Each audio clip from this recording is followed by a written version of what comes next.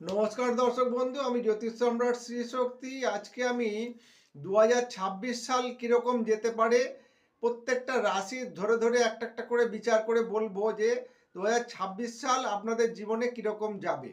প্রথমেই শুরু করছি মেষ রাশির কথা নিয়ে।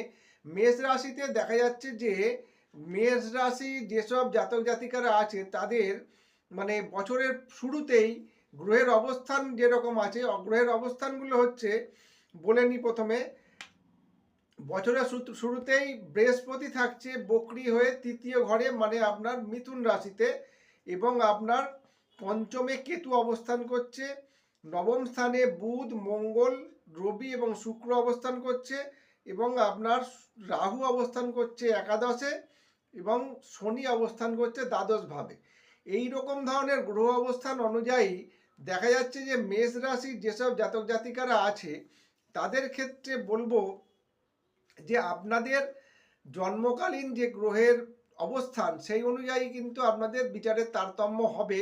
একেবারে পুঙ্খানুপুঙ্খ বিচারের জন্য কিন্তু আপনাকে জন্মকালীন হরোস্কোপ এবং সেই সময়কার বিংশোত্তরীয় দশ অন্তর্দশাই আপনাকে কিন্তু ফল দিতে সক্ষম হবে।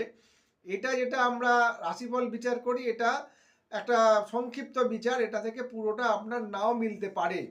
এবারে আপনাদেরকে যেটা বলছি যে যেহেতু আপনার জন্মকালীন গ্রহ অবস্থান যা আছে তা আছে, কিন্তু বছরের শুরুতেই দেখা যাচ্ছে যে মেষ রাশির অধিপতি মঙ্গল গ্রহ বুধ, মঙ্গল, রবি এবং শুক্র গ্রহ হয়ে একসঙ্গে হয়ে নবম স্থানে অবস্থান করছে।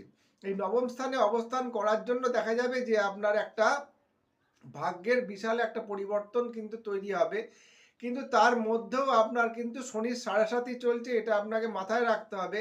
আপনি যে কাজই করুন না কেন সেই কাজে কিন্তু সম্পূর্ণভাবে প্রথম দিকটায় খুবই বাধা থাকবে, তারপরে গিয়ে কিন্তু আপনি সাফল্য লাভ করবেন। কারণ হচ্ছে যেহেতু আপনার সাড়ে সাথী দ্বিতীয় মানে প্রথম ফেজ চলছে, কিন্তু 1 বছর অতিক্রান্ত হয়ে গেছে। এবারে আপনার ক্ষেত্রে দেখা যাবে যে রাশিপতি মঙ্গলটা খুব অবস্থান মানে 2026-এ অবস্থান খুব ভালো অবস্থানে রয়েছে। কাজেই আপনি কিন্তু একটু বছরের শুরুতে যদি আপনি মনোনিবেশ করে চলাতে পারেন, সাময়িক কিছু বাধা বিপত্তি থাকলেও কিন্তু আপনার আয় উন্নতির জায়গা ভালো। এটা সচেতন থাকবেন। আপনার কিন্তু পায়ে চোট আঘাত লেগে মানে অশুভ রক্তপাত বা আপনার ভেঙে যাওয়া এরকম ধরনের কিন্তু একটা প্রবণতা থাকবে। এবং আপনার ভাতৃস্থানীয় যারা আছে তাদের সঙ্গে যদি এতদিন ধরে সম্পর্ক হয়তো খুব একটা ভালো ছিল না, তাদের সঙ্গে আপনার সম্পর্কের কিন্তু একটা উন্নতি হবে।